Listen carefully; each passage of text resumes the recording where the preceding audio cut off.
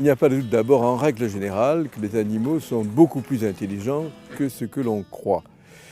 Concernant les animaux d'élevage, c'est également le cas, mais il faut savoir d'abord qu'ils ont souvent été moins étudiés que d'autres animaux, à la fois parce que c'est plus spectaculaire d'aller étudier le lion ou l'éléphant plutôt que la vache, et d'autre part parce que les animaux d'élevage, on s'est surtout intéressé à leur fonction alimentaire. Et on s'est assez peu intéressé à leurs facultés cognitives, à leur capacité d'émotion, à leur chagrin lorsqu'ils perdent un ami, etc., etc.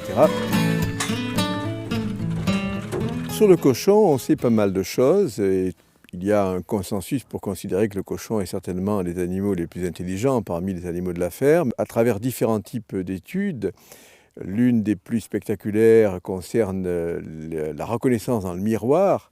Vous savez qu'on considère que le fait de se reconnaître dans le miroir est une évidence, une preuve de la conscience de soi. Ça consiste à mettre donc un animal en présence d'un miroir. Darwin avait déjà fait ça avec un orang-outan.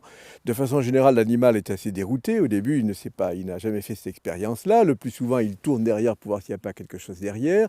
Quelquefois, d'ailleurs, il a du mal à savoir s'il ne s'agit pas d'un adversaire, n'est-ce pas? Et donc, très souvent, on voit l'animal, enfin parfois, l'animal attaquer effectivement le miroir. Certains cochons, d'ailleurs, ont fait ça.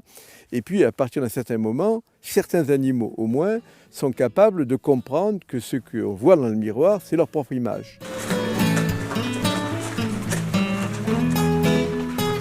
Les cochons sont des animaux, comme je vous le disais, d'une grande intelligence et notamment ils sont très bons pour manipuler des objets et également pour travailler avec des ordinateurs ou des objets de type ordinateur.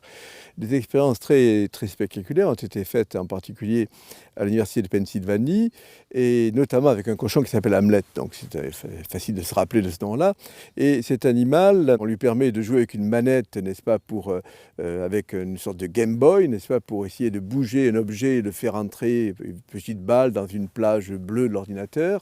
Et Hamlet fait ça très bien, très rapidement, n'est-ce pas? Alors on le récompense, mais bien entendu, chaque fois qu'il donne une bonne réponse, et avec une efficacité remarquable, beaucoup mieux, aucun chien, par exemple, n'est capable de faire aussi bien. De manière générale, les cochons manipulent, s'accommodent très facilement du travail sur ordinateur, comme les singes, vous voyez, avec une très très très grande facilité.